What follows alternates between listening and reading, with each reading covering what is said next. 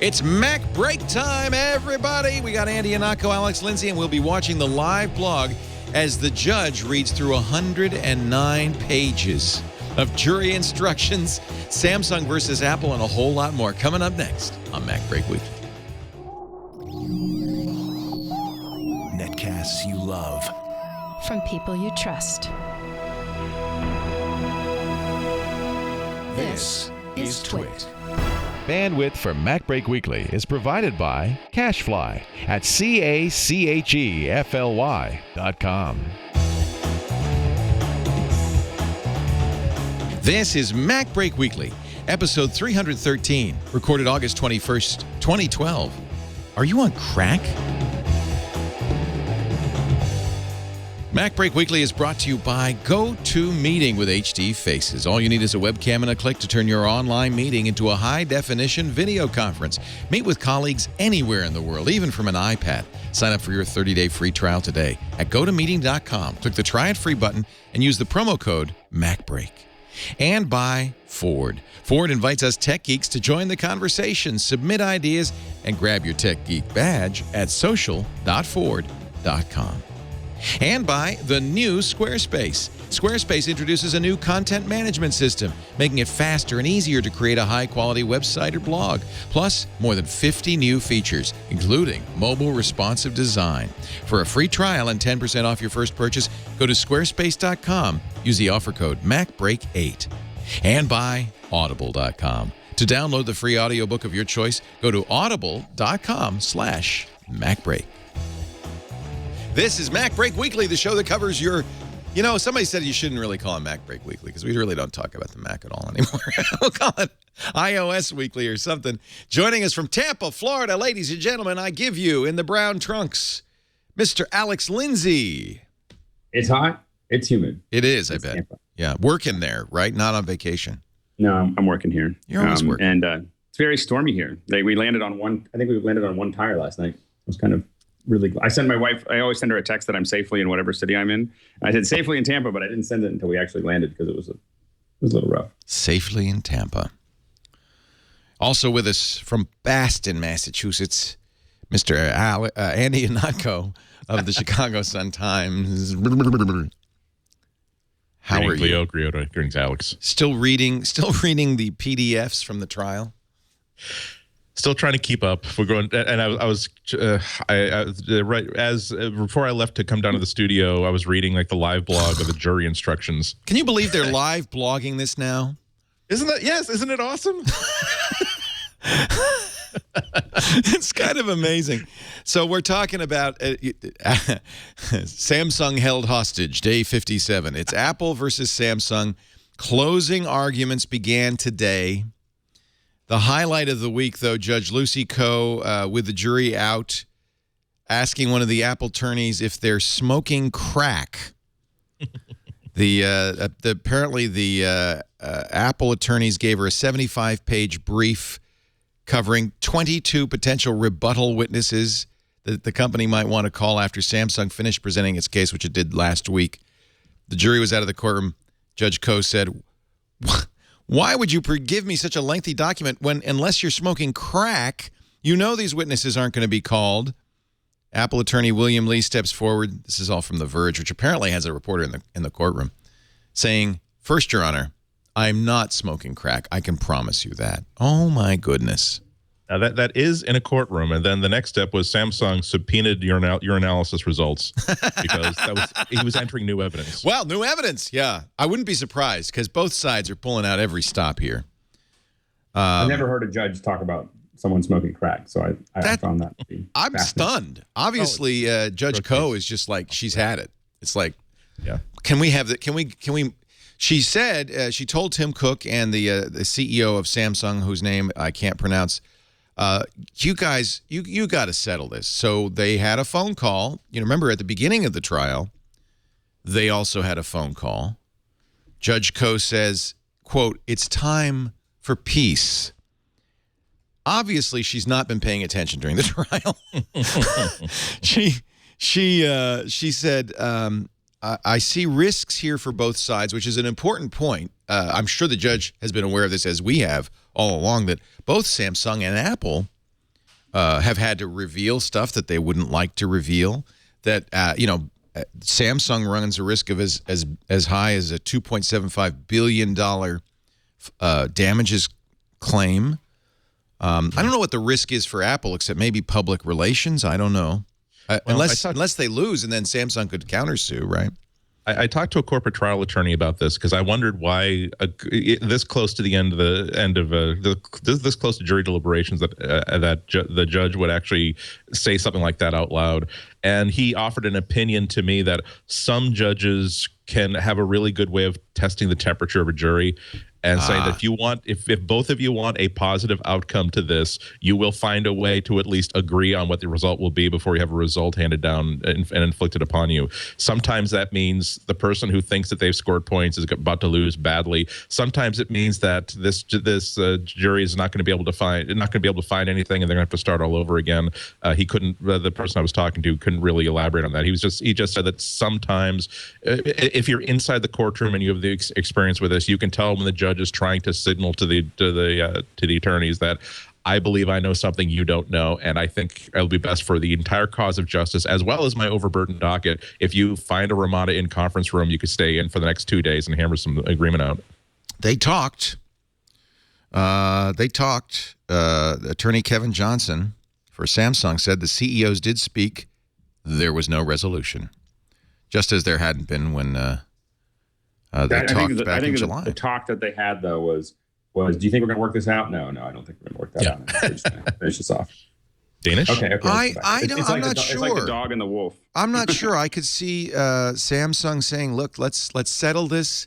This is not good for either of us. Apple saying, we agree, but you guys have got to give us $30 a phone, which is, I think, what Apple said it was getting for the patents and the trade dress, and we want damages, and you have to stop selling the Nexus, the Samsung Galaxy Tab, the Galaxy S3, and whatever else you ever make in the U.S. And at that point, what are they going to say? I think Apple doesn't have, other than the money they're spending on this, Apple doesn't have a lot of downside here. If they don't continue this case, then they haven't set the precedent that people can copy it. If they win the case, so not settling and losing and settling are almost the same for Apple in the same way. But if they win this case, it will ripple through the entire industry, because suddenly there's a precedent, and suddenly it's going to create all kinds of issues for everyone else using the platform. Well, that's the risk, right? Apple could lose. But Samsung Apple could losing win. and Apple giving up if Apple loses, then everyone's going to make phones that look like the iPhone, and Apple will have to compete on that playing field. Apple's not going to lose. Apple's not going to lose, though. They're not going to lose this one. Right. And if Apple wins, it means that everybody has to be thinking about every time they build the phone, they have to be thinking and rethinking how this works, because now there's precedent. Tim Cook has to be sitting there saying, you're exactly what you say. We can't lose this. Even if we lose, it's not the end of the world, but we aren't going to lose. And Samsung, why would Samsung not settle? Do they not feel, one thing Samsung might be thinking is that it will be a Pyrrhic victory for Apple, that Apple will lose, but there will be no fines and no injunctions against product. And Samsung would win if they could pay even $1 billion and continue to sell their products, right? That's a win for Samsung. But I think if they lose, I think that the issue is they get injunctions, and I think that's the risk. Also means, and Apple would. It seems like Apple would roll up and start hitting everybody else. This is once they have this ruling behind them, and with the victory, it's not just Samsung that's affected. It's every Android platform. And everybody on the Android platform. It's not even every Android platform. It really is every phone. Remember that we were all talking about how wonderfully different Microsoft's Metro-based phones and tablets are. Excuse me, maybe I don't want to speak for everybody else here. But remember that it's not only that they were different because they signed an agreement that they said they would not do anything that's similar to the iPhone and the iPad. They also have cross-licensing agreements with Apple. So what Apple is essentially saying, and it's hard to avoid this conclusion, is that your right. Every company in the world, their right to produce a phone or a tablet comes through Apple. And so if you do not approach Apple and ask for permission to make a phone or a tablet, you're going to be you're going to be subject to future legal action. That PDF that I was talking about last night, the presentation that Apple gave to Samsung in 2010 when they attempted to resolve this by offering them licensing terms, again ranging from $22 to something like $50 per handset. as really, it didn't just say all Android devices or all phones that are similar in trade dress to the iPhone. It actually even applied to every Nokia phone they made. Everything that did not have, like a 12-digit LCD panel on it as its screen. Apple was saying, at least in this document, that they believe that that Apple is owed money for every phone that conforms to any feature phone of any kind. So Samsung, I think if Samsung saw an exit in which they could accept that, yes, we're going to license technology from Apple. We don't feel as though we have to, but we're going to. If they saw a future in which they could make money without having to go buying and scraping to Mr. Potter to do business, I think they'd go for it. They really are just a company. Apple is just a company too, but even Samsung is even more of just a company than Apple is. But I think what they really are fighting for is the ability to actually do business in the mobile computing workspace, which is someplace they kind of have a right to be. Well, maybe what Judge Koh was talking about is not Samsung, but Motorola, because now Google's fired this, and this is never going to be over, by the way. Right. Even Samsung will probably go back to the court with its own suits. Google, via its Motorola subsidiary, is now suing Apple. Actually, they're suing the U.S. International Trade Commission to ban the import of iPhones, iPads, and Macs. Yeah. So maybe that's what Judge Koh's thinking is, it's more than just Samsung here. You pissed off Google. Yeah, we're all, and when Google bought Motorola, some people thought maybe they want to get into the hardware business. They can manufacture their own stuff. Maybe there's this strategic reason. I think they wanted to make sure they had a big stick that they could use to hit Apple with, so that if Apple continued to hit them over Android, they could at least return the fire, or at least be enough of a threat that they would have a negotiating position. That's what Stephen J. Von Nichols, who writes about Linux and open source for ZDNet, says. It's mutually assured destruction. Yeah, that's the old nuclear era doctrine that if we have enough missiles, the Soviet Union will never attack us because we'd blow them into the Stone Age just as they blowed us in the Stone Age. So we'd be mutually assured of destruction. Therefore, no war will ever occur. That worked. I don't know if it's going to work with Samsung and Apple. Unfortunately, Khrushchev was more balanced and rational than the average tech CEO. And he had nuclear missiles, so he had to be. It's no accident that Steve Jobs says he's going thermonuclear war on Google. Who knows what Johnny I was designing? A very beautiful and elegant 40 kiloton MERV. Holy cow. This is not good for consumers. I would grant Apple the fact that until the iPhone, all smartphones were crap. We all said that. We all couldn't wait. And when it came out, it did change how everybody thinks about smartphones. And much of what we've seen since has been heavily influenced by Apple. But it does go both ways. And I think that, much of what we see in iOS 5 and 6, like notifications, for instance, were heavily influenced by Android. That's how the tech industry is. From the point of view of consumers, regardless of the merit of these cases, and that's for the lawyers and the jury and the judges to decide. Regardless of the merits of these cases, I think you don't want every single smartphone in the world to have to be licensed to Apple, or do you? Doesn't that hurt us as consumers? Doesn't it raise the cost of? Because, by the way, the license fee is paid by us. It's not paid by Samsung or Motorola or anybody else. Well, the issue, though, is I think that in the Android market, I think a lot of that is much more cost sensitive. And so I think that those licensing fees could equal, for some of those phones, could actually equal the same margin that Samsung's making on the phone. So, I mean, Apple could be theoretically making as much on the Samsung phones as Samsung does for some of the lower margin hardware. So it definitely, because it is more price sensitive, and so it's not something that they can just simply add the cost to the phone all the time in the way that sometimes it feels like Apple's doing. It's not unique. There's a much more competitive marketplace. So it'll be interesting. And what people tend to do is inveigh against the idea of software patents. But this isn't just about software patents. This is also about trade dress. This is a much more traditional. This is like Yves Saint Laurent suing a cheap Hong Kong knockoff. And that's what this is more like. See, and part of this is as much time have I spent over the past 4 weeks on the show defending Samsung. This is a lot like saying, yes, I know the defendant has been bilking widows out of their retirement funds for 5 years. What I'm telling you is that he didn't kill that storekeeper, and we can prove it because the simple answer to the question, has Samsung been stealing stuff? Just outright stealing stuff from the iPhone. Yes, of course they have. It's starting with the Galaxy, at least the Galaxy 2, which is the first one where I really said, "Oh man, that you didn't even change the icon." all the way to the Galaxy 3, where it was like, really, you're making a push to talk spoken like search personal assistant. You didn't even change anything about Siri. You just decided to take the. Oh man.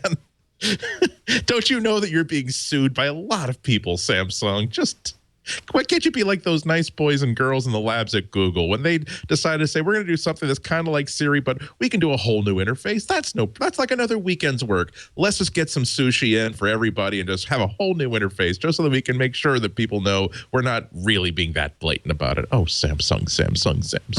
By the way, in the trial, I think one of the other things Lucy Coe was referring to, the judge was referring to, is that Samsung itself is claiming that Apple has copied it and wants $400 million from Apple. Per handset. Yeah, per handset. So, I mean, what she may be saying is, look, this may go badly for either side here. I do not envy the jury. I don't know what the instructions will be. Among other things, the instructions will be that both sides destroyed evidence. Originally, it was going to be Judge Coe instructing the jury that Samsung did not uphold document retention laws. Samsung said, wait a minute. And it turns out Apple sent out emails that there was going to be a trial, and but Apple did not begin its document retention policy until much later. So the judge said, you know what? You're right. So in the instructions, which she will give probably today or tomorrow, unless Apple succeeds in changing her mind, which anything could happen, she will say, Samsung Electronics Company has failed to preserve evidence for Apple's use in this litigation after Samsung Electronics Company's duty to preserve arose. Whether this fact is important to you in reaching a verdict in this case is for you to decide. By the way, there is a huge burden placed on the jury. If you've ever served on a jury trial, it's a fascinating process. Well, and also the by the way, well, before you say that, now I got to give the other side before then you could say it. She also said Apple has failed to preserve evidence for Samsung's use in this litigation after Apple's duty to preserve arose. Whether this fact is important to you in reaching a verdict is for you to decide. Okay, go ahead. So basically what she's saying is offsetting penalties.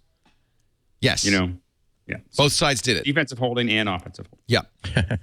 But the question is, are we going to just replay the down or not? That's the... Yeah, the jury is such an X factor here because I had to stop reading the live blog for the jury instructions to come down here. But the first batch it seemed like if the judge was talking about how trade dress is really, really important on top of everything else. And so much of it is, does the jury understand that just because Samsung built a rectangular tablet in which icons are presented in a grid format, it does look like an iPad, but do they necessarily go, well, if it looks similar, that must have been stolen? Is it okay for them to say, well, how else are you going to put things but in a grid? That's how Windows works on the desktop. That's how so many other things work. What are the shape? What are you going to do? Have them build a triangular tablet that just randomly splatters things like drippings of pigeon droppings on the screen, and that's how you're going to represent apps? So I really don't know how the jury is going to go with this. The evidence could really fit almost any conclusion that any analyst wants to make.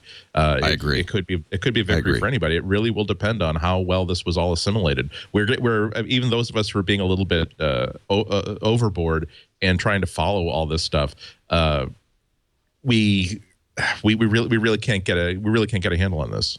So the live blog that you were referring to is the San Jose Mercury News, which is the journal of record in Silicon Valley. Really a great newspaper, one of the last along with the Chicago Sun-Times and the New York Times and the Washington Post. Sort of the last great. Thank you, Leo. Yeah. The poor guy who's doing this, Howard Mintz, in the courtroom, live blogging this, 8:36 this morning, about 3 hours ago, said, the judge will start with jury instructions, all 109 pages. If jurors don't jump out a fifth-floor window when that's finished, we'll proceed to 4 hours of closing arguments. The jury verdict form alone is 20 pages. The jury is faced with an almost unimaginably complex task. And do read these instructions as he's live blogging them, because it's just, here's an example. Key instruction on Apple's trade dress infringement claims. Whether Apple's iPhones and iPads had acquired distinctiveness before Samsung started selling its accused phones and tablets, and whether Samsung's devices were likely to cause confusion. I don't know how a jury can even decide whether normal people were confused by this or not. The press has argued this constantly, back and forth. The number of instructions that this jury has to absorb, and by the way, these instructions are the law that they have to decide the case on. The judge is telling them what the standards are for the decision. And the other challenge is that these are not patent lawyers. These are not people who work in this industry. That's the whole point. That's why we have a jury of your peers. They're not attorneys. It's supposed to be common sense. Yeah.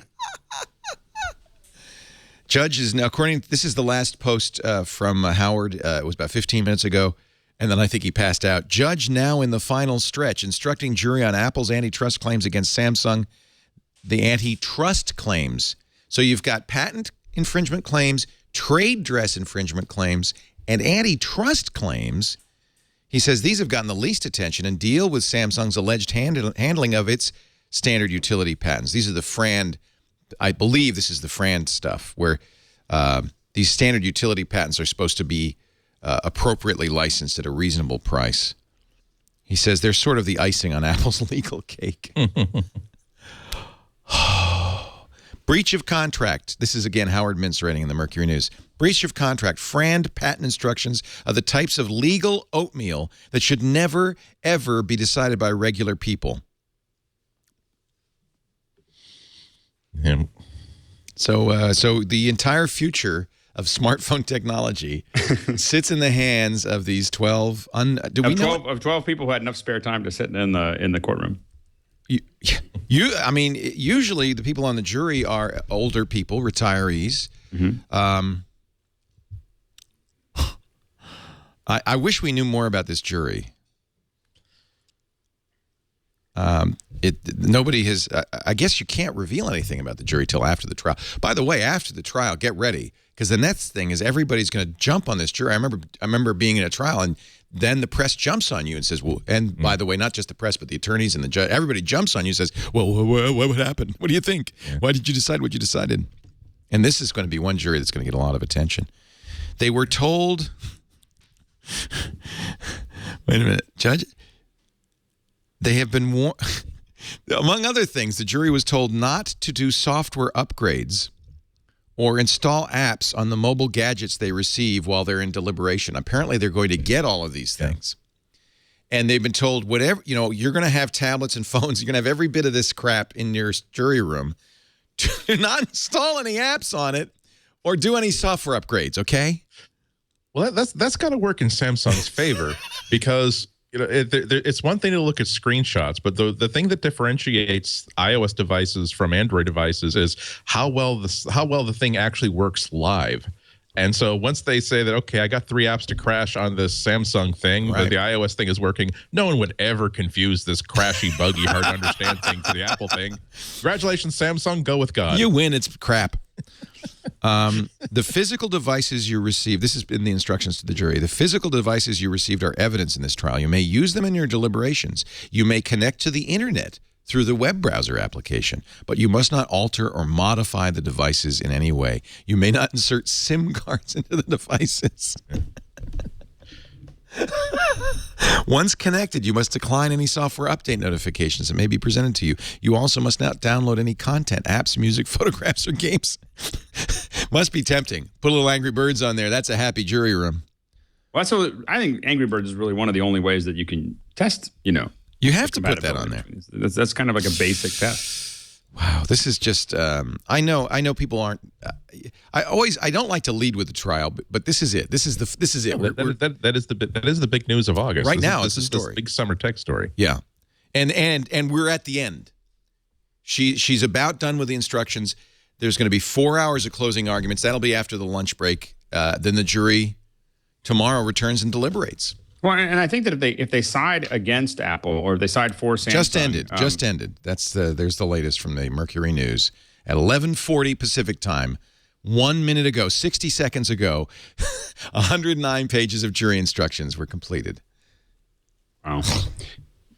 But I think if it's largely against Apple, I think it's business as usual. I don't think anything. I think Apple will continue to try to find other ways to sue people, but everything will continue to look like it. But if Apple wins significantly, I think it could be one of the biggest rulings in the industry.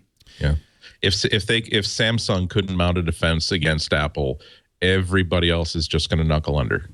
And the issue that you have is that you now have two operating systems that pretty much run the show. I mean, obviously Microsoft is working on the third, but right now there's two that represent, 80-90% of the market, and with one suddenly significantly crippled. And I think that's the interesting thing. But there's a possible upside here. I think I really hope that Apple doesn't win significantly enough that they can now go out and enforce their will against other tech companies.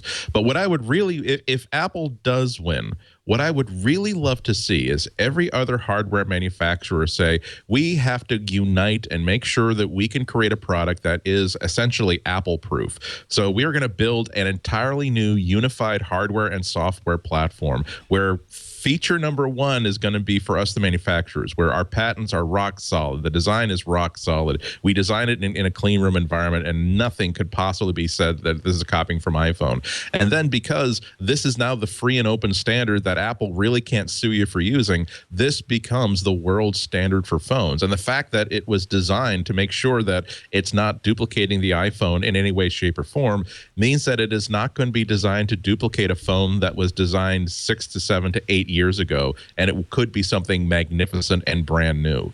So if there's any reason to think that there could be good news from Apple winning this suit, it's the industry getting together and for now having finally a crushing financial incentive to innovate. Well, and I think that the other big winner could be Microsoft. I mean, that's they could ironically, Microsoft could be the big winner from a lawsuit. But it definitely creates an opening there for the Windows Phone, Windows 8. No, with their nothing creates an opening for Windows. It's an opening. I don't know if they can take into it. I think the biggest problem people have is that it's just so hard to. Nobody wants Windows Phone 8. It's so hard to design without using the metaphors that have been used in the iPhone. I disagree. I think that Windows Phone 8 is a really good example of how you can innovate the OS and not step on anybody's toes. Although, there's stuff in Windows Phone 8, obviously Microsoft licensed from Apple, like, slide to unlock. Yes, sliding up, not sideways, but that's slide to unlock, tap to click. Many of the patents that Apple's suing Samsung over are clearly licensed in Windows Phone 8. But I think the real issue is all about ecosystem, and I think that's why Windows Phone 8 doesn't have a chance. Yeah. There's just not the apps. You now have two incumbents that have more than 350,000 distinct apps in their app store. It's over. Well, it's not over because Android got there fast enough, and now they're a really credible marketplace. Now they need to create the next part of the puzzle in which they can attract developers who want to want the same rush at the gold bag of gold that they feel is there for iOS.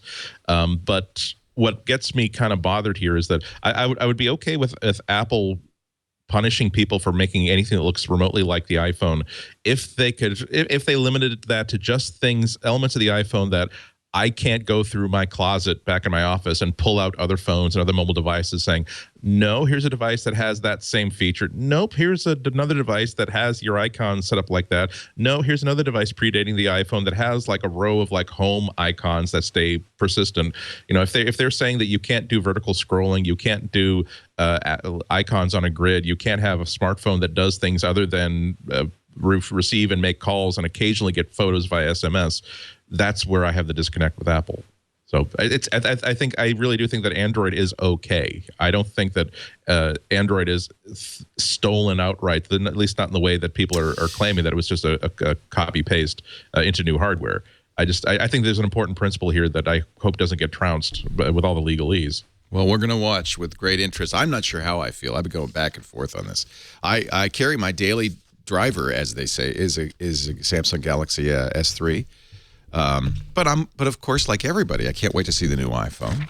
Mm-hmm. The main reason I don't carry the current iPhone is that screen, 3.5-inch screen. After you use a big screen for a while, it's really hard to use. It really is like the difference between the Retina iPad and the iPad 2. I still carry both phones every single day. Today, I ran out of the house really quickly because I overslept for a breakfast thing. Did not have time to go and figure out which of the other 3 rooms I happened to have dropped my Android phone in. And so no problem. I have the same apps, actually identically the same apps for navigation on my iPhone as on the Android phone. And all throughout the drive to breakfast, I'm like, gosh, that's a small screen. Like, you know what? That's a really small screen. It's like, ooh, I wish that screen was bigger. It spoils you, doesn't it? I know it does. You. It does ruin you. Even it doesn't even necessarily matter what the pixels per inch are. No. The fact that you've actually magnified it so it's a larger square in your field of view. At least when you have it on your dashboard and using it as like an entertainment and navigation thing, that's at least one area in which I'm like, I wish you were larger. Yeah, and there's lots of people who like a 3.5-inch screen. They may be a little disappointed in the new iPhone because I don't think it's going to be 3.5 inches. But they're people who want small screens, people with small hands, people with small heads. But people who like their hands to look real big. Yeah, but and you know, of course, I started with the Galaxy Note, which was ginormous, and the next one's going to be even bigger. So I don't know. Well, you know, it's just. I think we all agree innovation and competition is good. Apple has a right to protect its interests and a duty, indeed, to protect its interests. I'd be very interested to see what the jury decides. I hope that it doesn't limit choice. That's my main hope. I hope we continue to have the kind of choice that we have right now. That, from my point of view, is what consumers need. And I will say need. that's my number one concern. I think that Apple has some viable complaints here, but my number one concern is that if Apple gets too much of a dominating position, it really will limit the growth of the phone. Apple is not fast and furious about anything, and if they don't have any competition, I think they'll be less so. Right. We're going to take They have not won the right to be president of phones. We don't have to. They're not the attorney general of phone. All law does not pass through them. That's right. But it could after the jury decision. We just we'll have to see. Yeah. Hey, Tom, we should probably be ready for breaking news whenever that jury comes in with a decision. Just a thought. It won't be tomorrow, I don't think. It may not be next year. It's a 20-page jury verdict form alone. But I think we should be ready with breaking news. This could be like Nightline during the Iranian hostage crisis. You start every show on Twitter with jury held hostage. Jury standoff day 273. No movement yet in the jury room. We have attorneys. Oh, I feel sorry for Howard Mintz, who probably is going to have to sit on that very, very hard bench outside the jury room for more than a day or two. Very interesting. Very interesting. We're going to find some Mac. There's no Mac news. We'll find Mac rumors. That's your assignment. Mac rumors coming up. But first, a word from our friends at Citrix. The folks who do that great GoToMeeting, you've heard me talk about it. One of the things I like, and as for Mac people this is important, is that you can hold a meeting on a Mac or a PC and attend the meeting on a Mac or a PC, it doesn't matter, or, I really like this, on an iPad or an iPhone. The GoToMeeting works great. In fact, if you have an iPad, you can not only attend a meeting, you can send video. This new HD Faces feature means that you can use the iPad's camera, built-in mic and speakers, and attend and participate in the meeting just as somebody at a desktop would. But you're holding an iPad. I love that. With the iPhone, and I bet you they add this feature to the iPhone, but right now with the iPhone, you can attend, but you can't send the video out. You can listen, you can speak. I bet you that's the next. Maybe they're waiting for the new iPhone. I don't know. I want you to give it a try. It's a good time to do GoToMeeting because, after all, aren't we all like traveling all around for the summer? We're on vacation. We want to just spend more time at home, but it doesn't mean business stops. That's why GoToMeeting is a really great way to meet with clients and to pitch colleagues. Or vice versa, meet with colleagues and pitch clients, and collaborate too, because GoToMeeting has screen sharing plus the camera that give you the chance to see the screen and to see the person you're talking to. I just am a big fan. I want you to try it. We've got a deal. GoToMeeting.com. See that try it free button? Click that, and you'll get 30 days free of GoToMeeting plus HD Faces. The new HD Faces feature is fantastic. In fact, we're seeing if we can adapt that to use it as an alternative to Skype from time to time on the show, because it looks really good. GoToMeeting.com. Click the Try It Free button. Please use the promo code MacBreak. MacBreak is the promo code. There she is. She's using she's on her iPad in a meeting. I have a plant in my office. Do you have a plant in your office? Yes. I see the plant in your office. Guess what? This is my bedroom. Is that a ficus? Yeah. Look at that. Did you get that sheepskin throw at IKEA? My sister has one like it. That's Do you like what it as much as my sister does? That's what video can do for you. I don't know if it's true or not, but everybody has now absolutely, consensus is here that it's September 12th is the announced date for the new iPhone. That seems to be consensus, and that it will be available September 21st, right? I don't know. Apple has said nothing. Right. So I don't know how they know. That sounds good. Obviously, I've gone all in on. Yeah, September you booked 12th. a plane ticket. Yeah. If they were to announce it on the 12th and release it about a week later, that would be also consistent with what they've chosen to do in previous iOS devices. So, actually, I'm sorry, previous hardware devices, because that gives them, they have the big media event. Certain people will be ushered into rooms and receive pre-release hardware, and then their reviews will arrive a week later, 2 days before. And we release want date. that to be Andy. If it happens, it happens.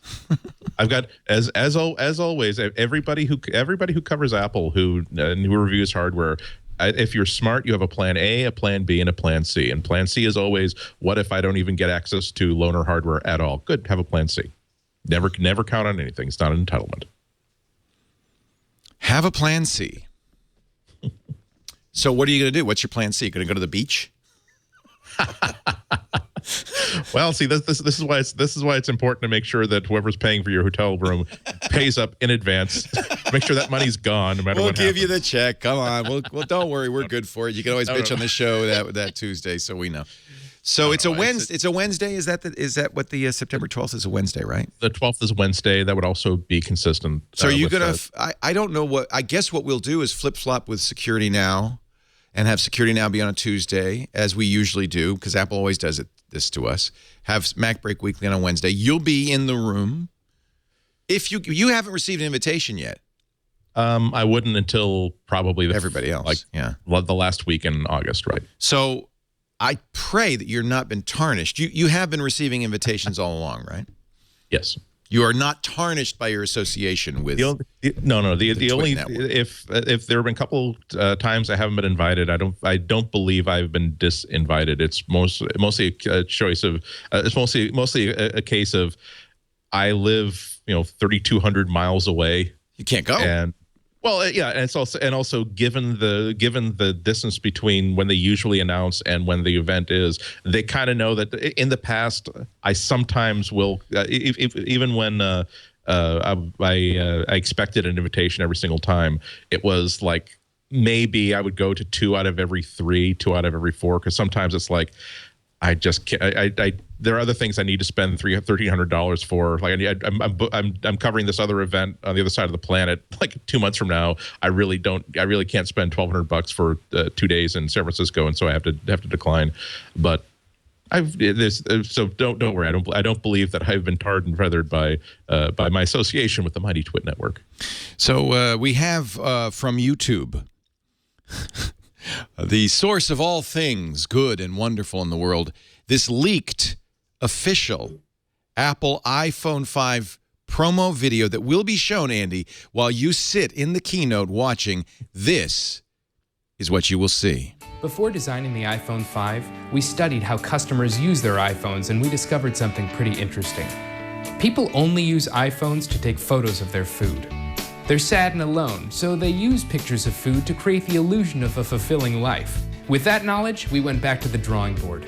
Introducing the iPhone 5. We rethought everything, from big stuff like screen resolution to small details like the size of the screws and the inclusion of a 50mm macro lens. These pictures look so good that nobody would ever imagine you lie awake at night wondering why you can't feel happiness. And with a maximum ISO of 6400, the iPhone 5 takes stunning photos in whatever dimly lit, exposed brick, no reservation basement restaurant your friends care about more than each other. Siri's all new too. She can recognize the food you photographed and suggest fun captions that'll imply a life worth living.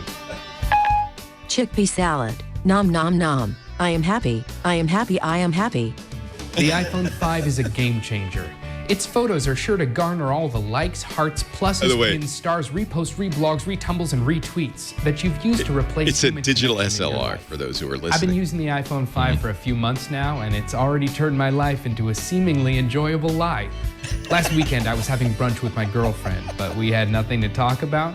So I took out my iPhone 5, I snapped a pic of my Eggs Benedict, connected my iPhone to my MacBook, found a Wi-Fi hotspot, uploaded that photo onto Facebook, and within minutes, I had friends telling me how much fun I was having. And you know, for one brief moment, I almost believed it myself. The iPhone 5. Picture your life better. See, and we return to the eternal philosophical question that's been played out ever since God invented high school. Who is the bigger loser? The loser or the loser who spends time pointing out what a bunch of losers the losers are? At least when I take a picture of a really spectacular like plate of sushi, that's over and done with about half a second. That took like half a day to shoot, another half a day to edit. He probably went and bought lighting and bought sound equipment.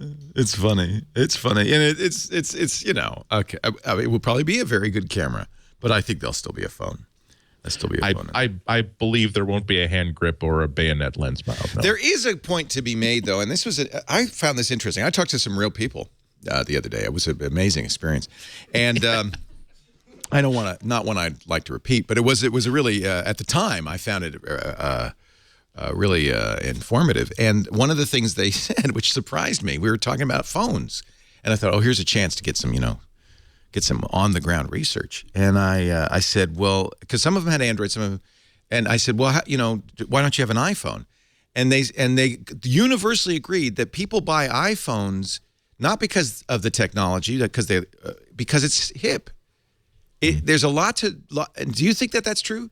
That one of the reasons people buy iPhones is because it's the cool phone to have, as opposed to anything else. I mean, I definitely think that that for some folks, it's definitely some areas it's a status symbol. I mean, I know that it's a status symbol. That's exactly the word they used. In Africa, and I can tell you in Africa, it's a huge status symbol. I mean, because a lot of them you can't get it locally. So if you have it, it's like having a rare car, because it's not something you can buy locally. Well, that's different. But yeah, I understand that. That's like wearing blue jeans is, that's like hip. Yeah, but it is specifically that brand. I mean, it's not that they have Android. It's not that they, those are also can be hard to get, but there really is this thing about the iPhone. And I think that. Which means we may be missing the point because we keep talking about speeds and feeds and screen size and stuff like that and ecosystem. They're not asking those questions. Yeah, but nonetheless, there's a difference between style and fashion. Apple is the old saying is that style is forever, fashion is just this season, and Apple really is more into style than fashion. It's not enough. It is emphatically a hip phone to get. It's the great brand. It's the great thing you want to be seen holding in your hand. But the reason why Apple holds on their customers is because after you get over that initial endorphin rush of holding this really cool thing in your hand, and everyone's saying, "Hey, is that the new iPhone?" Why, yes, that is. I'm an early adopter. I have the new iPhone. it produces such a great experience that they really don't want to wander away from that. Whereas I think that there's a little bit more mobility when you buy an Android phone. I have been getting lots of comments about the Samsung Galaxy 3. I've never had people tell me that the Android phone I was using was a hot, cool phone that is their dream phone, but it's been happening quite a bit during the summer. But nonetheless, I think that even if they did get their hot dream phone and it was an Android phone, next time they need to get a replacement hardware when their contract runs out, I don't think they'd be as committed to getting another Samsung or even another Android phone as an iPhone user would be to be getting an iPhone. There's just so many knock-on advantages of the iPhone that go beyond the styling. Well, but I think that you do make decisions. I mean, when I see someone with an Android, I think that they're geekier than someone with an iPhone. That's not true. That's not true. No, I think these people this was in Pilates class. All right, I'll tell the truth.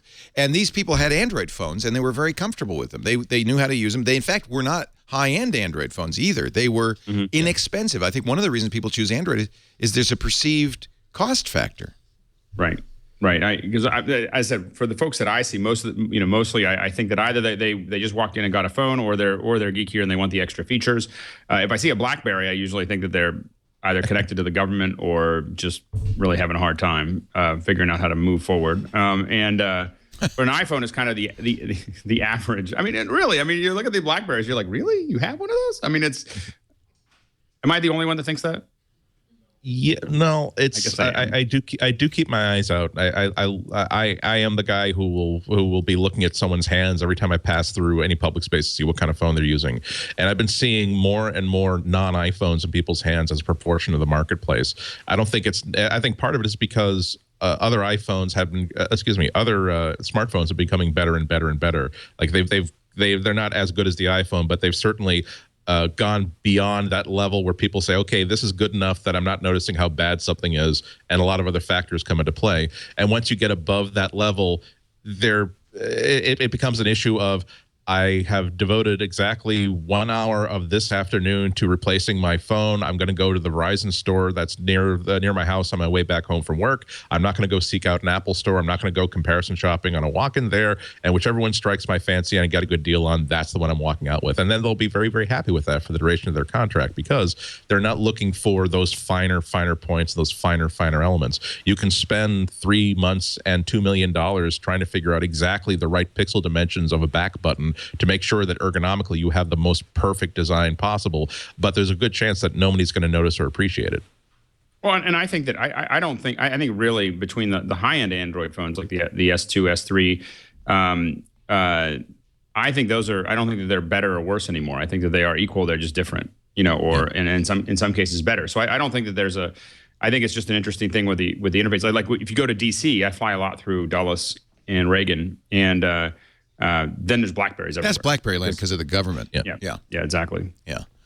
It's still, BlackBerry is still, I only see it in two places. It's still a popular fleet phone. That's the sort of phone that you're assigned.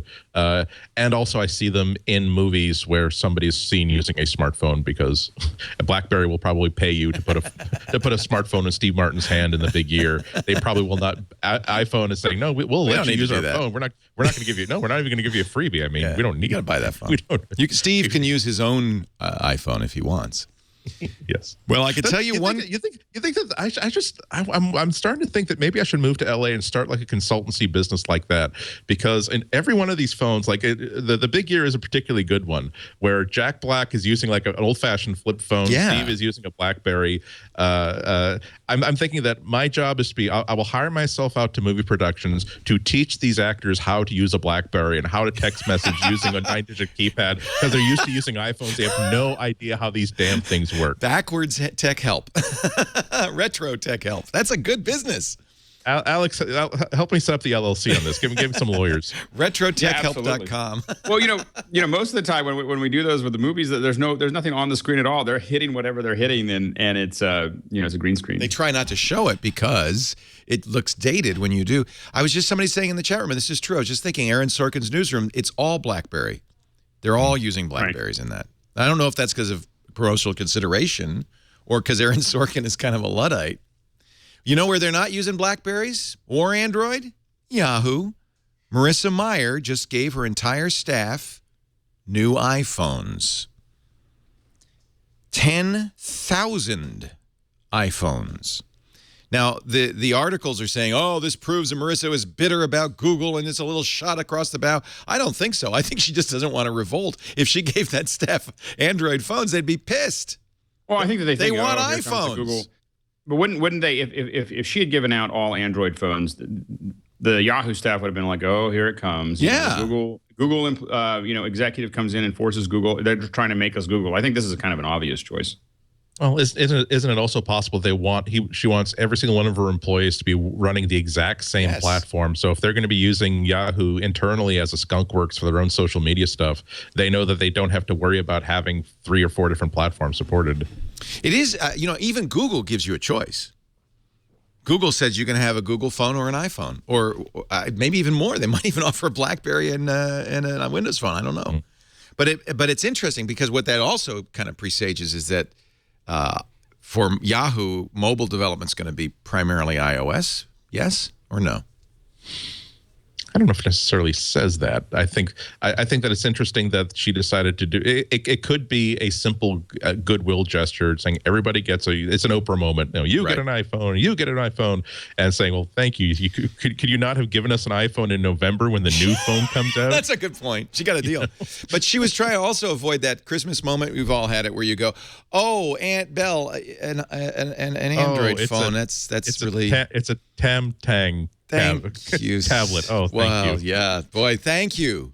Which drugstore do I go back to return this? We're going to take a break. Andy Anako from the Chicago Sun-Times. Alex Lindsay from Pixel Corps and Tampa, Florida.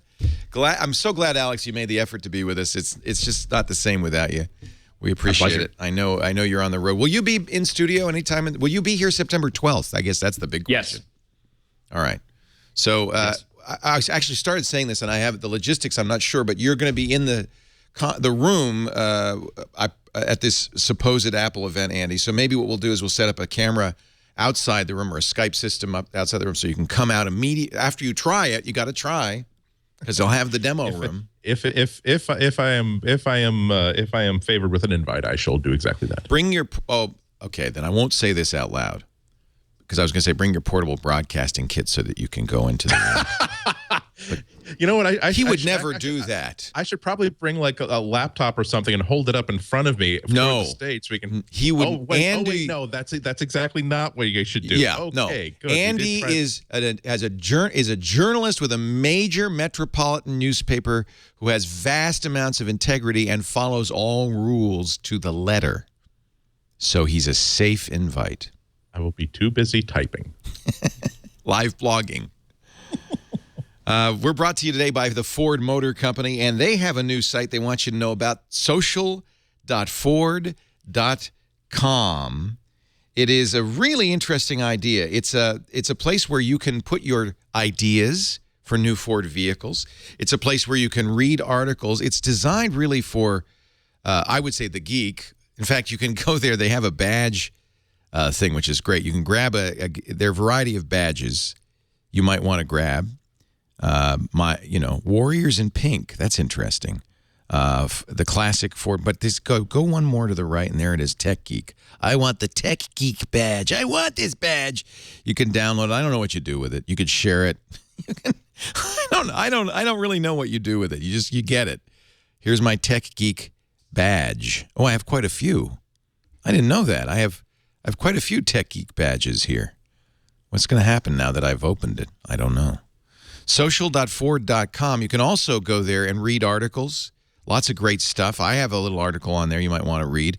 I, a couple of weeks ago, got to talk with a guy named Jim Buchkowski. He is one of the chief technologists, lead technologist there at Ford. And he and I talked about a wide-ranging number of subjects, including autonomous vehicles. There's some good articles here. We talked a little bit about some of the new technologies that are coming, some of the apps that are coming, the Sync app link, the API, and more. So if you're interested, check it out, social.ford.com. Grab the Tech Geek badge.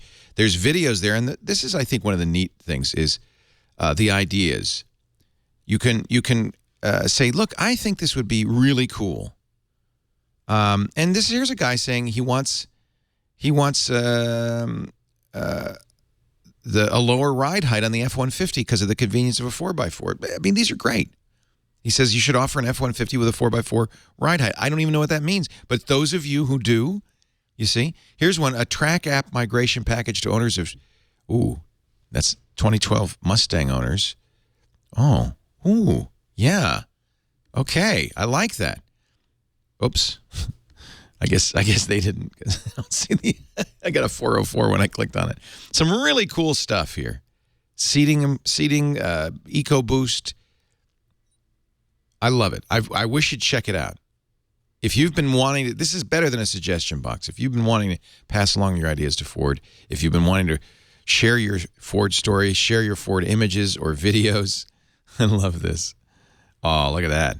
There you go. There you go. Here's your chance. Social.ford.com. We thank Ford for doing such a great job and really involving the geek community, us, in the design of their future cars. So I did find a Mac story, actually, thanks to our chat room. And this is something, actually, he said, you should talk about the display problems on the Retina. And I thought, what display problems? I love my Retina display. But then when I read this article, I said, oh, yeah, that does happen to me. Some Retina MacBook Pro owners seeing interface lag. I'll tell you where I see it is when I'm sliding from screen to screen, there can be some real sluggishness there. I see a lot of that. There's a lot of pixels. There's a lot of pixels being moved. I definitely see a lot of drag and slow movement between that. And I'll be honest with you, what I love about the Retina 15-inch is all of the features and the speed and the 2 Thunderbolt cables and everything else. What I don't care at all about is the resolution. It just doesn't mean anything to me. It's nice and sharp, but it doesn't matter. Love it. Yeah. I love it. And I also see a lot of complaints from people who clearly don't own Retina displays saying, well, all these apps look crappy, but it's only the Apple apps. No, most apps look great. Anything that uses text looks great. Most of the web looks great. A lot of apps don't. Because there's so many tricks to making sure that you can make your app interact with the user the way you want it to. So even if you were to just simply put a text view in the middle of a window and that's really all your app does, and you don't require any kind of performance, then yeah, it'll probably look great without any modifications. But as anybody who uses Retina, maybe there are times when you'll just, the first time you reinstall an app you haven't used for about 2 weeks, that's the time when, why is this simple text editor? There are some bad ones, but I tell you what, I must have gotten rid of all of them, like the Twitter app, which still sucks, because I've been using better apps, and I have not run into this problem recently. However, I have run into the lag problem. So your mileage may vary depending on what apps you like. Is there an app in particular that you like, Scrivener or something that you use, Andy, that you wish would just give you a Retina update? Office, because I spend a bunch of time. Well, I spend a bunch of time. Word is an important app. If I were using Office, I might complain too. Well, I use Pages. Pages looks great, but I understand you have to use Office because you're probably filing in DocX format. Yeah, but and the big realize I don't have a Retina MacBook, so I've occasionally get to use one for like maybe a couple hours when someone needs. I'm working on something, someone needs me to jump on their machine for a while. I had a loaner for a while. I didn't feel as though the upgrade to Retina was that big a deal for me.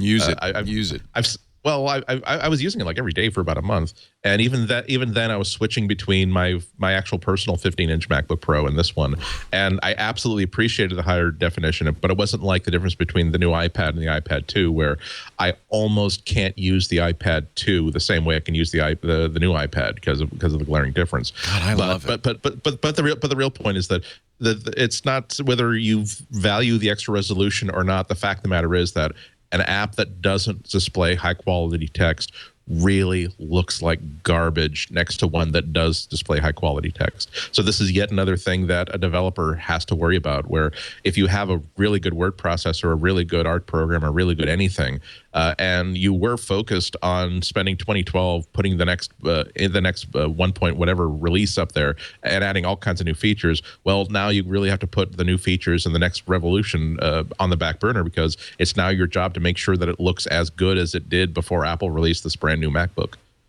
Have you had that problem, Alex, with apps not looking good? Because, boy, I tell you, I don't see it. A lot of times I stopped using my 27-inch Mac Pro. And I don't find. I think that it's one of those things that you definitely notice it with some browsers and some stuff where everything looks really small. I thought I was most updated in Firefox, but it still seems to come up where oftentimes it's coming up really microscopic. Yeah, I haven't had that happen.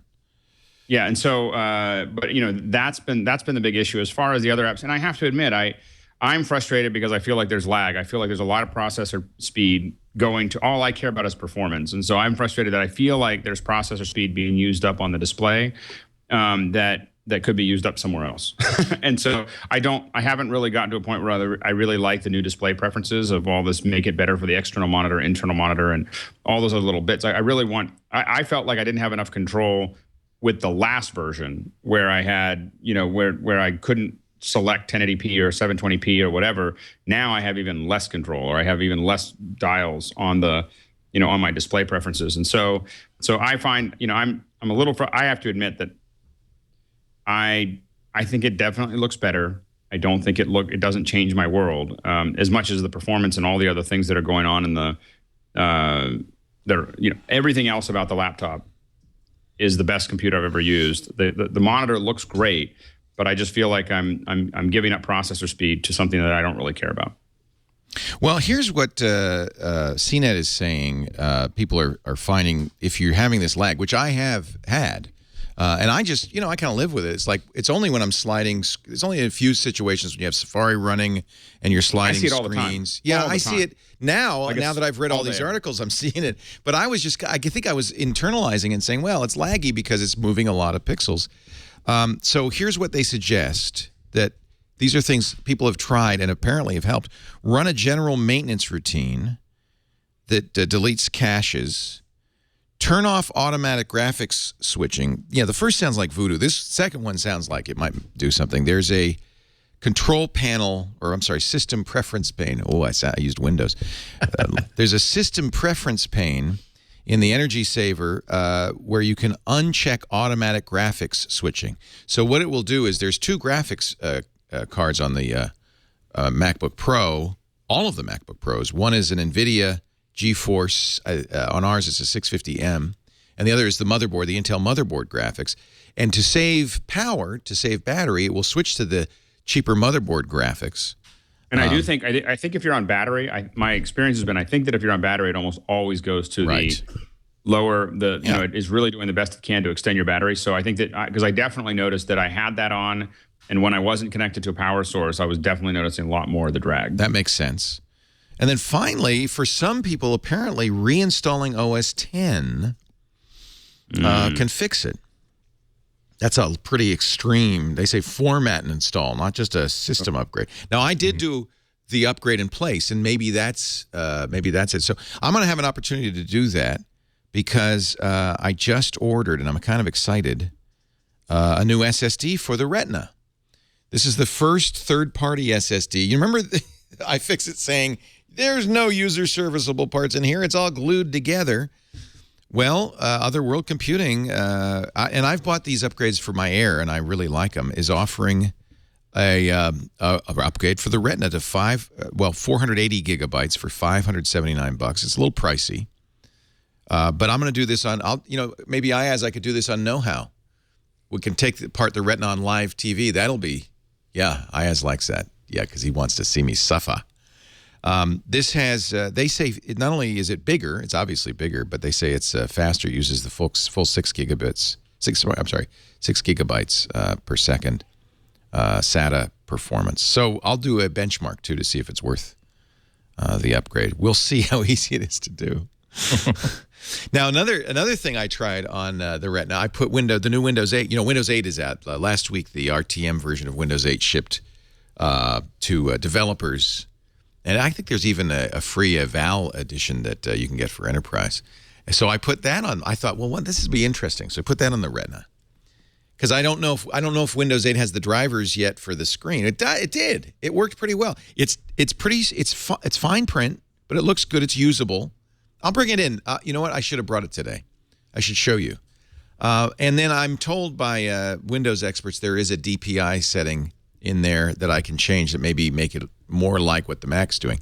This high DPI right now, Apple kind of has the market cornered on that. But if I could turn the DPI, I don't know, up or down, whatever it is I need to do. Windows 8 looks pretty nice on it. In fact, it looks fantastic on it. Yeah, that's got to stick in somebody's craw. Like consistently, the greatest Windows. It's always an Apple. Are made by Apple. It's like the best Ultrabook is an Apple, the best 15 inches an Apple, and now if you want the super high resolution display, yeah, you got to go to the Apple store. And Arbiters asked me in the chat room, but what's the point of having that kind of resolution on such a small display? And I finally understood it. I didn't get it. I asked the same question before I had one, and really, you're right. You're running at 14. You're running at half resolution the problem is confusing dots with pixels. So a dot is still 1440 by, what is it, 980? I can't remember what it is. It's half the resolution. But each dot is composed now of 4 pixels. So you have sub-pixel rendering, and that's why text looks so good. And then on a few Apple apps like Aperture, Aperture knows enough to use all the resolution. So for picture editing, it's amazing. I love it, but I'm using mostly Apple apps, I guess. I'm not using a Microsoft Office. So, but I've been happy with it. Anyway, I bit the bullet and I bought this. I will admit that my ninth Lilith reached end of life, usable life last year, and so I bought a 2011 MacBook Pro last spring. Yep. If this had been available then, I might have waited another month or two to put another $500 or $600 in the kitty and gone Retina. But I do not regret it. As is, I don't miss it. Right. I do not regret it. And one of the things surprising that I like about it is USB 3, which I guess you get with the other new MacBook Pros as well. It's really fast, and you have to spend a little extra USB keys to take advantage of that, and it's a huge, huge difference. Yeah. 1440 by 900. Thank you. And from a production perspective, the USB 3, there are a lot of tools, especially from Blackmagic, that lets you interface high resolution cameras via USB 3. Now, of course, you have Thunderbolt to do that as well, but it is pretty revolutionary. I mean, from a production perspective, the Retina 15 is incredible. I mean, it's just a really incredible machine. I mean, we use a lot of them. So and that this has become kind of our workhorse for doing on location, especially if you're talking about on location.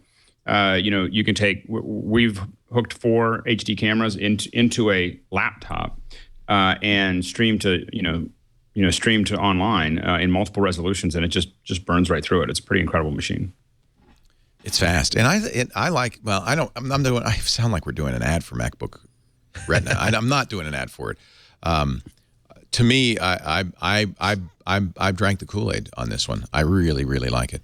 I will say that I do have to say that Andy, I have to eat some crow because I just really said that it didn't really matter that they didn't have an Ethernet port, and does it matter? About once a day, I'm like, oh, well, where's that Ethernet adapter? And I think, oh, Andy's right. He was right. I can't find that Ethernet cord, and I was like, oh, darn it, So I look for it like now that I don't have one, I look for it like once a day. I bought the Thunderbolt adapter. Have not used it once, but I have it.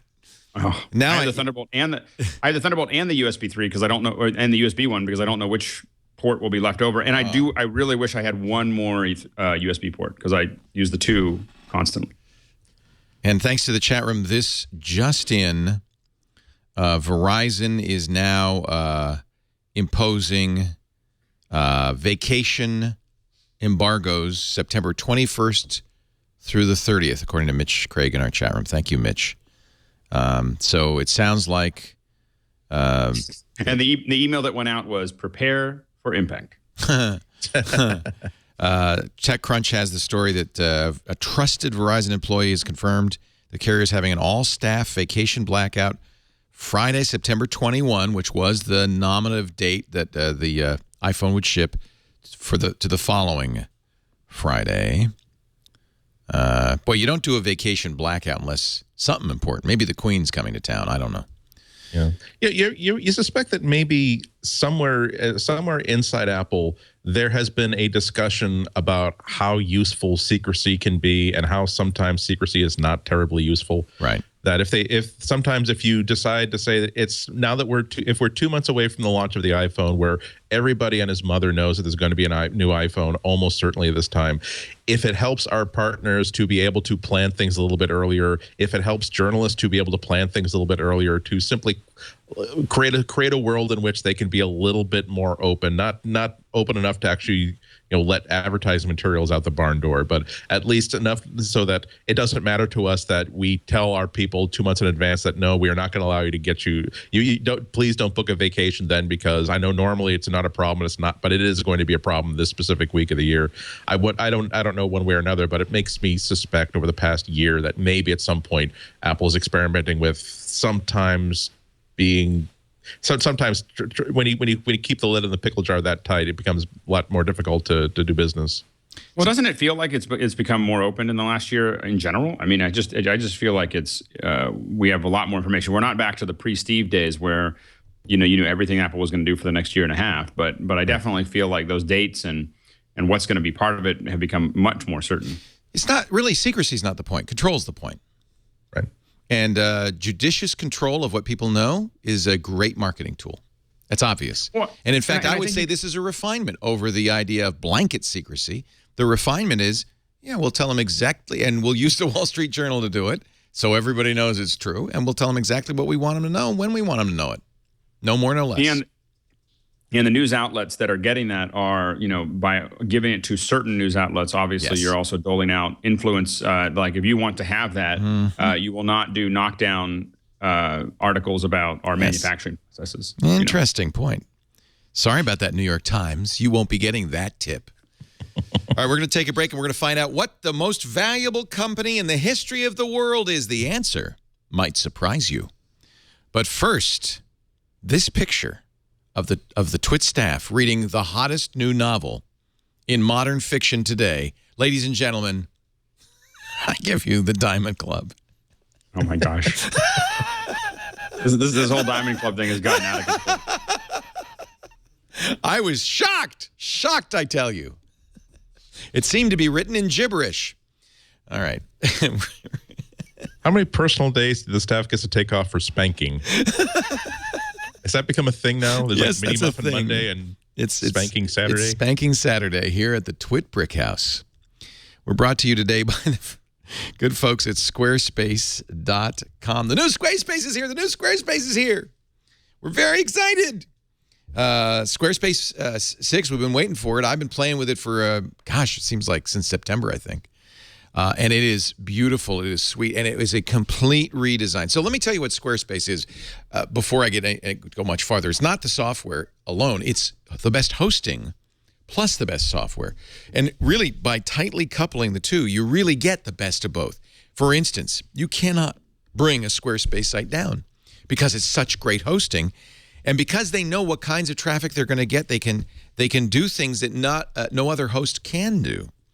It's really a very sweet system. And the new Squarespace 5, rewritten from scratch, 50+ new or improved features, including, and this is the hottest thing right now on the web, responsive design.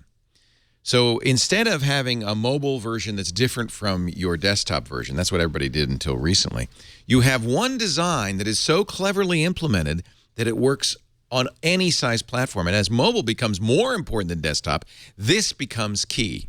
It used to be a mobile site was just kind of an afterthought. Now it is your site. It's the full site. So Squarespace, for instance, automatically resizes photos so they look great on any screen. The tools for designing have been very much refined. You don't need to know JavaScript or CSS or HTML5, but you'll be using all three automatically. And by the way, if you do use those, they have a great pop-out editor that does syntax coloring and everything. I mean, they're really designed for a user to be able to use it who just wants to get a great site up all the way up to the professional designer. Many, many, many very professional designers use Squarespace.com. Maybe it's the integration with all the social networks. Look at this. They're putting a Google map, dropping it right into the page. It's just so sweet. Of course, the import and export from the major platforms, including all comments and images, all SEO, all links are preserved. I want you to try the new Squarespace 6. It is spectacular. Go to squarespace.com, and they have a button right on the front, as they always have. It's one of the things I like about Squarespace. It says, get started. Just press that, and you don't need a credit card. You'll get a free 14-day trial, complete 24/7 support. They've always had free webinars. So at webinars.squarespace.com, so you can learn everything there is to know about Squarespace as you use it. You can get more and more proficient. And if you decide to buy, the pricing is, in all seriousness, I don't know how they do this. The pricing is quite remarkable. If you buy an annual plan, look at the $16 a month. Now remember, this is hosting, this is everything, including, by the way, a custom domain name when you buy an annual plan. So they'll do all the hookup and everything. Plus, unlimited pages, unlimited bandwidth, unlimited storage. You can have multiple contributors, no limit to the number of contributors. They all have their own individual permission levels. So you can have an editor, you can have a contributor, you can have a writer.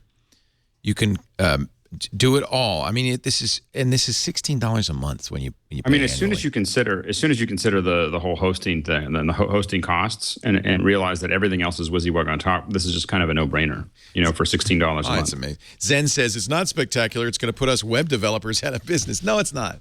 I promise, because you can then on top of it put JavaScript, CSS3, HTML5. It's really great that way. And both Pixel Core and DB Garage sites are both sit on top of Squarespace, and we have tons of custom code in there that we've had developers build for it. So we got 80% of it done by hand, by Carolyn and I think pretty much put together 80% of it, and then we had someone who really knew what they were doing come in and finish it off with all the added pieces that we needed. Try it out today. Squarespace.com for the free trial, 14 weeks. You don't need a credit card. If you decide you want to buy, I do ask you to use the offer code MacBreak8, so we get credit for it. That's MacBreak, and 8 is the month of August. So if you're, by the way, that will only be good in the month of August. If you're hearing this later, as people often listen in September or October to the August shows, just use the current month number, 8, 9, 10, whatever. MacBreak, no space, the number 8 is the offer code.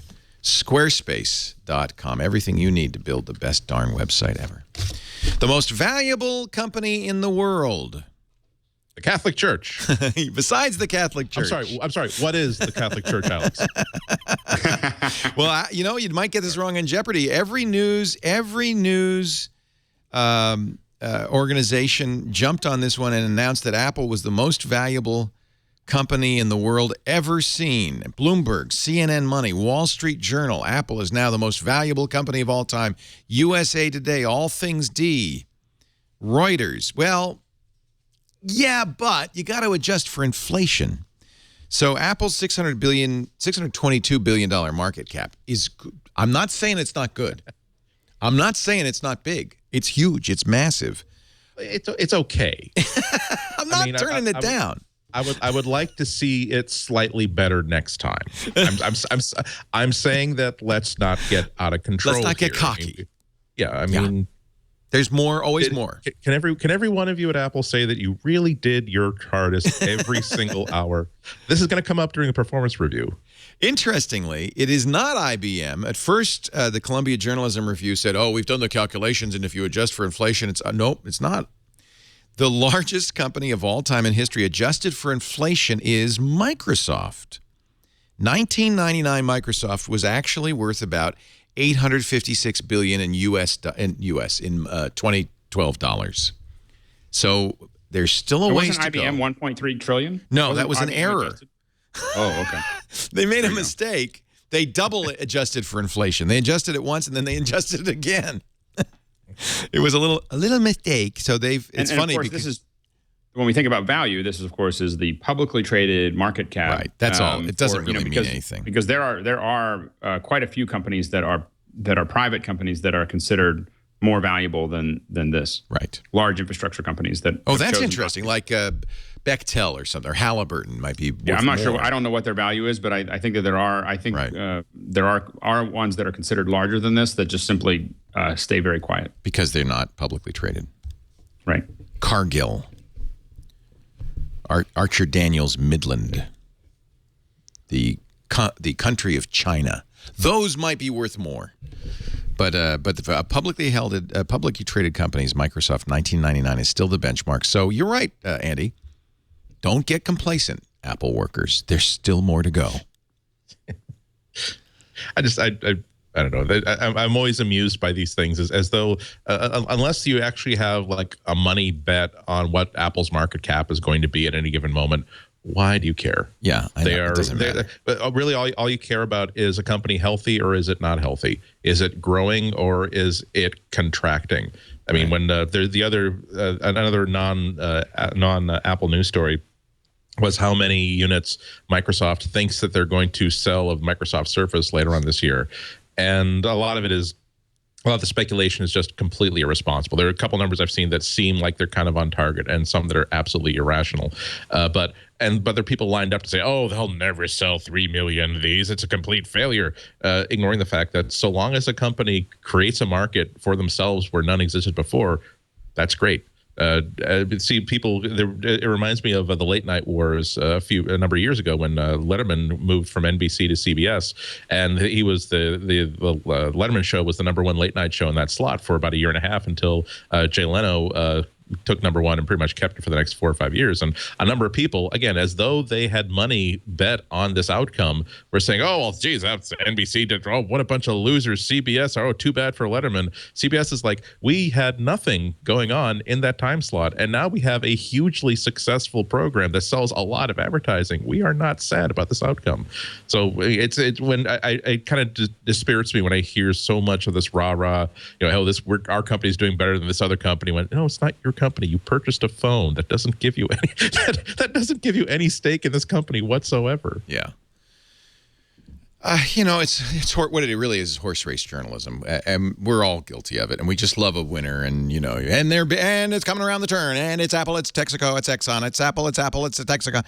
By the way, Aramco, the Saudi Arabian oil company, is worth $781 billion.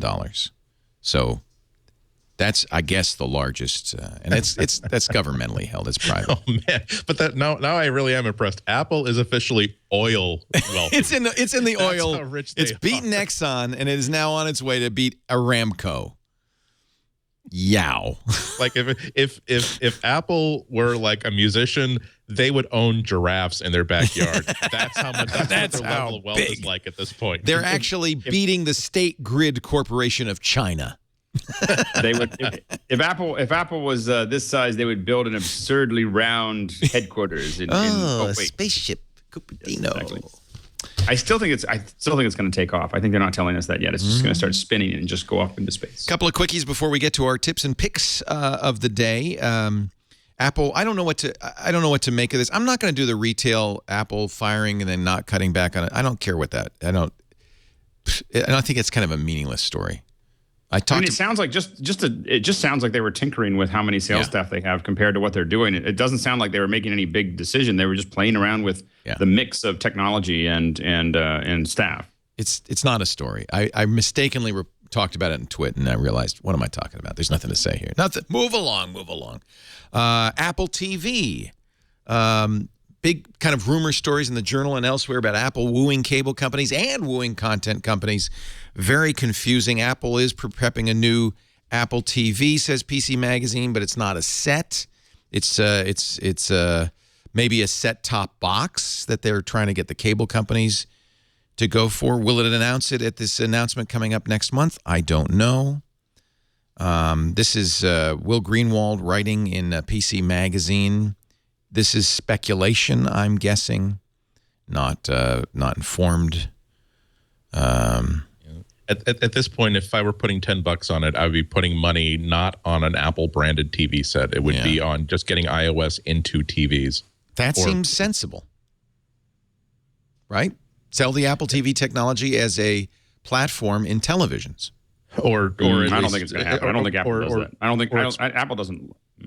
Well, I'm sorry. I don't mean actually build it into TVs. I mean more like build an Apple TV that is more like a cable box that can interact more intimately. I still just don't see how Apple would make money. I don't know why Apple would want the complexity of trying to create a TV set that can make enough people happy that it would do what Apple would need it to do. By the way, Tim Cook in the quarterly conference call, the analyst call, did say they'd sold 4 million Apple TVs, which is not, I would call it bigger than a hobby. I think it pales only compared to iPads and iPhones. It's Roku is selling more, but they're very.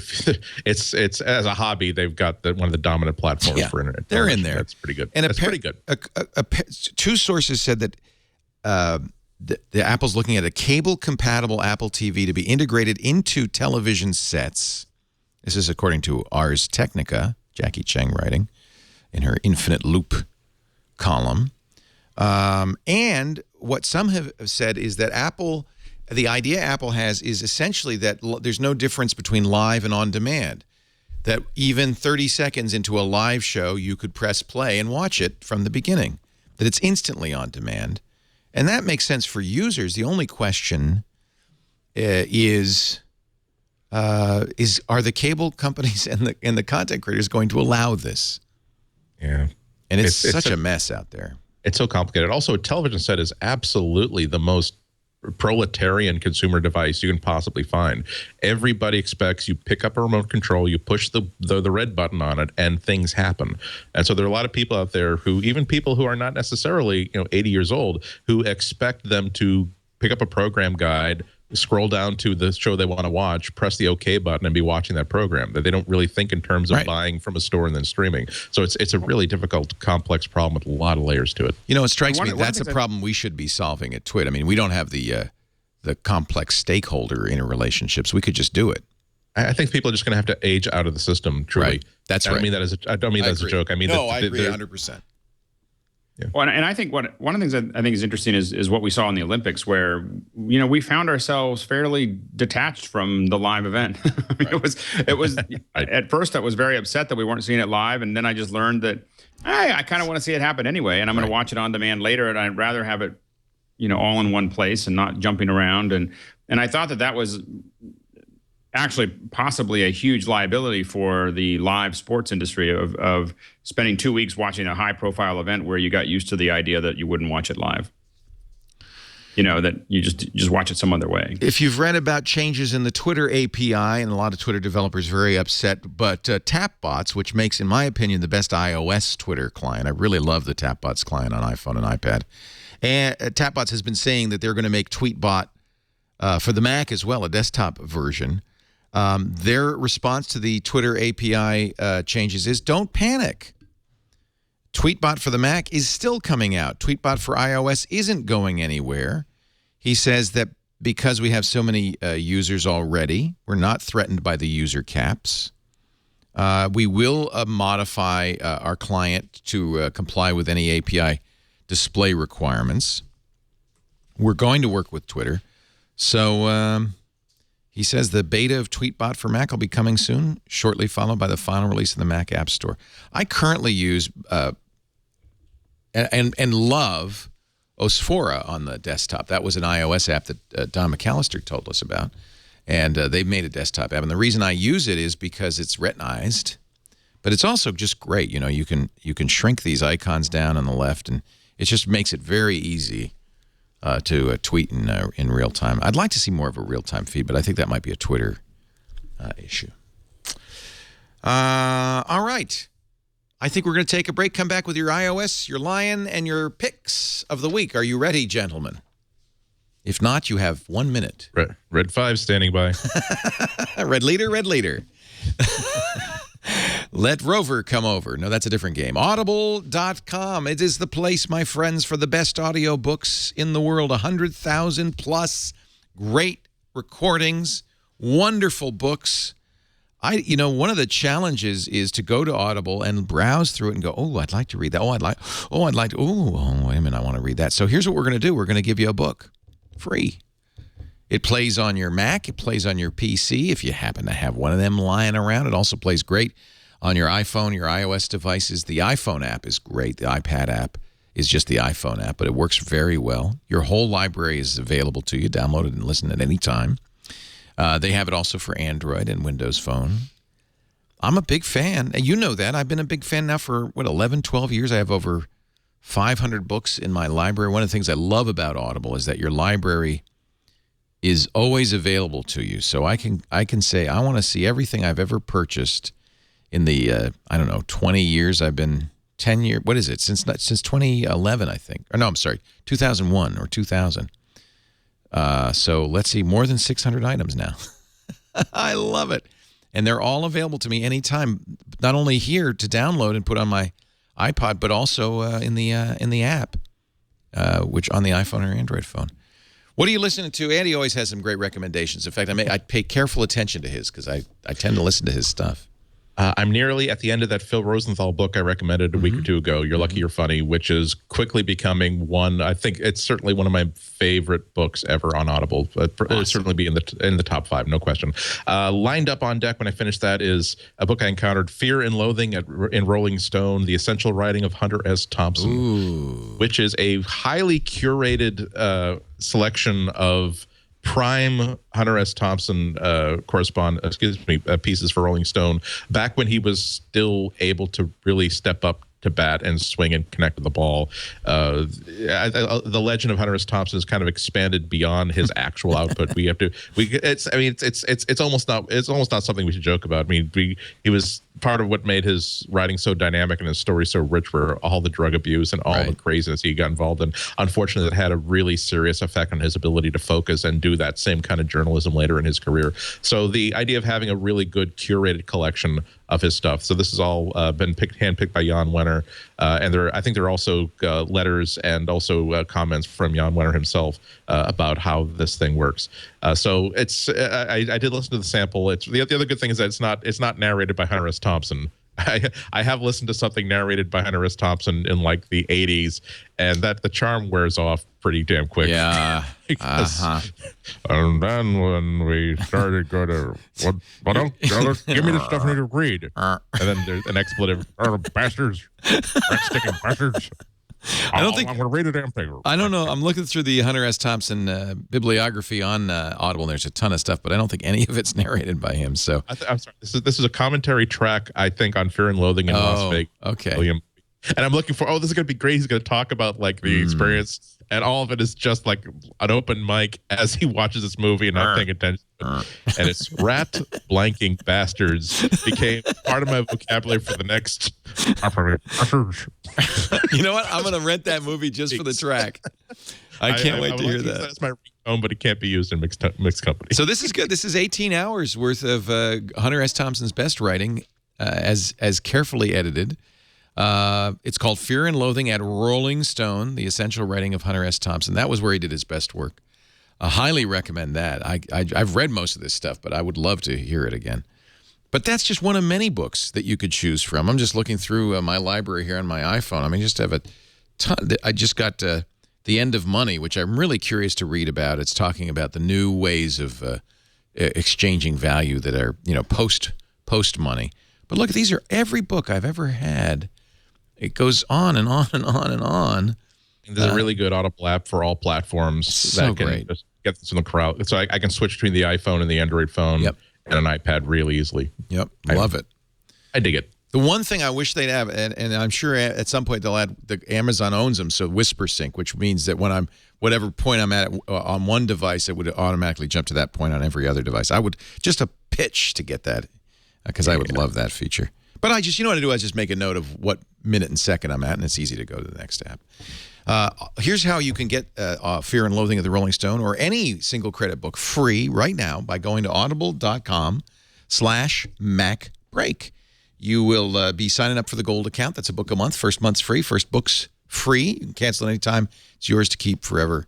I think this is a really great deal. And if you have not started listening to Audible, I get tweets all the time and emails now from people who say, I've heard you talk about Audible for years, and it literally has been something like 4 or 5 years. And I finally joined it. Why didn't you tell me? Because you weren't listening, I guess. Audible.com/MacBreak. Really, this is something you want to try. Mr. Alex Lindsay, do you have, by any chance, an iOS tip for us today? I do. This is a bit of a travel tip along with an iOS tip because I'm spending a lot of time in airports. So one of the things that a lot of airlines have been doing is giving you these apps that let you, open up, or they'll do HTML5 or whatever, where they'll send you a link of your check-in. You check in, and they send you a link of your boarding pass that sits on your phone. Yeah. The problem is that most of those are something that is web driven. So they're popping you into Safari and they're showing it. That seems great, except that a lot of airports don't work really well on the as far as your 3G and 4G service, because there's so many people hitting it. Right. And so literally I've walked up to a to the thing going like shaking it, thinking it would go faster. Like, I can't get my boarding pass, up, and then I have to go ask for a paper pass, and it's very embarrassing. I look like an idiot. So the way to handle that is if you get your boarding pass set up like that, and then the best thing to do is take a screen capture. So get your boarding pass filling the screen, make sure that the QR code is showing, and then simply capture the screen like you would do an image, and then don't tell them that. You can just, but then you just have your iPhone. Instead of opening the web page, you open iPhoto. Clever. And then you can simply put it over there. You always have it. So as soon as you get it, you always get it, because it doesn't stay permanent, and it's something that hopefully that will save somebody some brain cells, because it's very. Just take a screenshot. Screenshots are forever. Yes, that's it. Mr. Inotko, a lion, or I guess it's mountain lion now, but an OS 10 tip from you. This is one of my favorite kinds of tips, the kind where I came across this by accident and then felt stupid to the factor of 10 to the 23rd for like days after it, figuring out, why did I not notice this beforehand? It involves the color picker that most Mac OS apps use for picking colors, and so I brought up a picture that I used last week, and this is a picture of a bunny. Mr. Hare is in my backyard. And sometimes you're designing things, and you're designing a website, or you're designing like a logo or something. And if you went to art school, color theory and color palettes. If you did not go to art school, you don't understand why you shouldn't put brown and purple next to each other. But the shortcut to that is to find an existing product, an existing book cover, or an existing picture with a color palette that you actually like. Then what you can do is, in the standard color picker, you can actually open up that picture. There's separate tabs inside the color picker for, if you look at here, I got it open right here, that the third one along is actually, there's the color wheel, there's the sliders, there's swatches, there's the crayons, but in the middle there is actually a spot so that you can select an actual picture. Normally this is preloaded with a color spectrum, and so for years I thought, okay, there's giving me every possible color. I can just click on one of those and just choose the color I want. No, if you pull that drop down, you can actually select the image that is going to be used as your palette, and then you can just basically eyedropper all the colors that you actually want. So here I've designed a web page that uses colors selected from that bunny photo. So it is such a great shortcut. Wow, that looks nice. Yeah, exactly. It's like, that looks good. These are colors that actually exist in nature, and green and brown. Yeah, that works. Not a single one of those colors came from any other color picker or other color palette. I just simply said, I want, let's see, for the sidebar, how about the bunny fur, the fur of the bunny? How about I want that leaf for that green up there, and for this text, I'll use that fleck of beautiful beige fur on the bunny's cheek. It's going to be the bunny cheek. But you can imagine how well it would work if you would do things like, there are times, especially another thing that I often do. And using this is, that I read a lot of comic books, and there are brilliant colorists who do nothing but understand color theory when they color these books. And so you will see a dramatic page where it's a night scene all painted in blues and beiges and oranges and reds, and just scan that picture in and just use that as your color palette for the next project you're working on, be it a blog, be it whatever else. Like I said, this feature has been staring me in the face, for years. Must be for the past 3 or 4 revisions of macOS when they've moved to that standard color picker. And I can't believe that it never occurred to me that, well, what if that's not just a picture of the spectrum? Is it possible to actually drag another? Oh, you can drag another photo. Oh, isn't that interesting? I like it. It's called Color Picker. It's the standard color picker that's in so many apps. It's in Pages. I got it. Right, exactly. Anytime you ask for color, again, it gives you the standard picker gives you a bunch of different options for that. Right.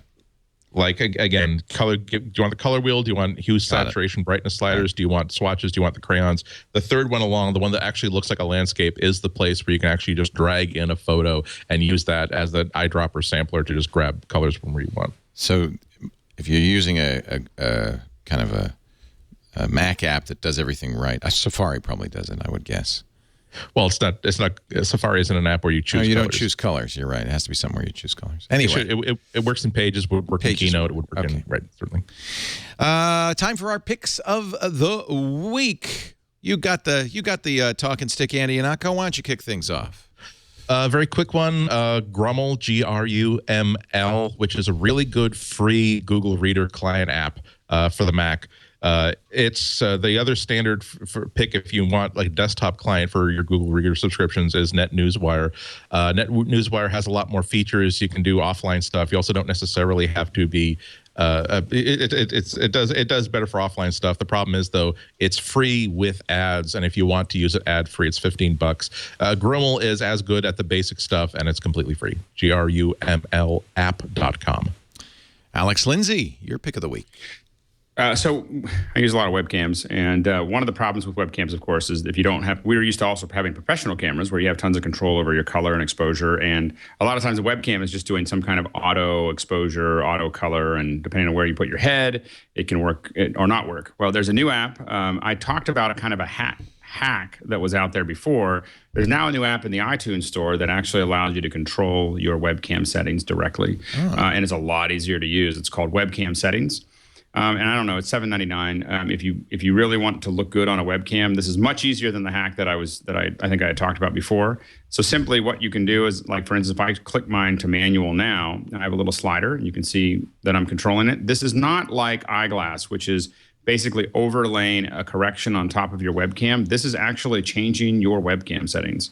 And so you get, you really get the full exposure. It doesn't flatten out. I can also go in here and turn off my auto and start playing, playing with my color balance. One of the things is that we find that there's less effect than Eyeglass on the performance of the camera, as well as that this is truly changing the camera settings. And so, anyway, look at if that. it's something that if it's something you're attached to, and you really want to make sure that you can really fine tune your camera to just the way you want it, for a webcam, this is really a must-have. So webcam settings, $7.99 on the iTunes store. Really good. Everybody who comes on our shows and uses a Mac should be using it. Exactly. You remember that great Atari game called Pitfall? Remember that? It was like a great 8-bit game where you'd... I spent probably wear the an entire hat. summer listening to Men at Work playing Pitfall on my Atari. Let me see if I can get the audio coming off of this, because Atari has released Pitfall for both iOS, for the iPad and the iPhone. And let me just see if, because it's going to play the audio here. Like literally, if I hear Cargo by Men at Work, all I can hear is... Remember this? Yes. Well, it's here, ladies and gentlemen. No, wait a minute. This is such an 8-bit. Seems like on a modern platform, we could perhaps do a little bit. Oh, there you go. Pitfall is a 3D game. Actually, if you've played what is that, Tomb Runner, the game where you run, Temple Run, this will be very familiar. It's a kind of a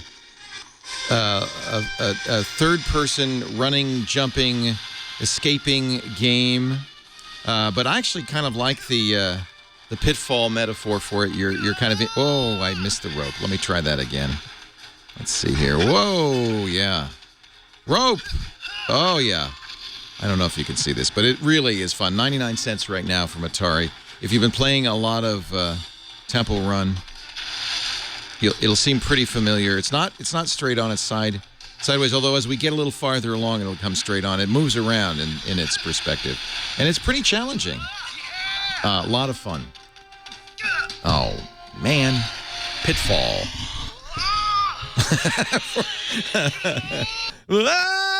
Running. It really is. And you see, we get kind of some interesting stuff. It's a kind of the next step in running games. Alex Lindsay, thank you for joining us all the way from Tampa Bay, Florida. My pleasure. And where do you go next?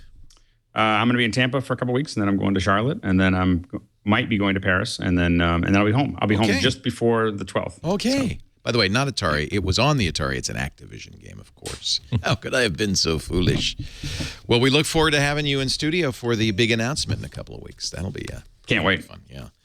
You too, Andy. I hope you maybe can get you to come up at some point when you're out here. I will be looking forward to the complimentary beverages that I've been hearing told. I'll invite you over to the place. We'll make you some espresso with my new espresso machine.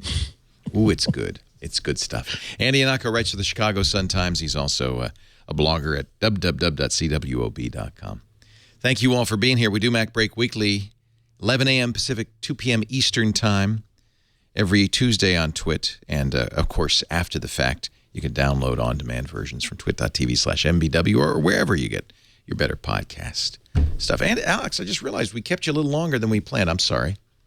No problem. I'm just hanging on, and I'm going to be booking out of here. Thank you for making it through the show. Yeah. Now, Absolutely. everybody, you get back to work because break time is over.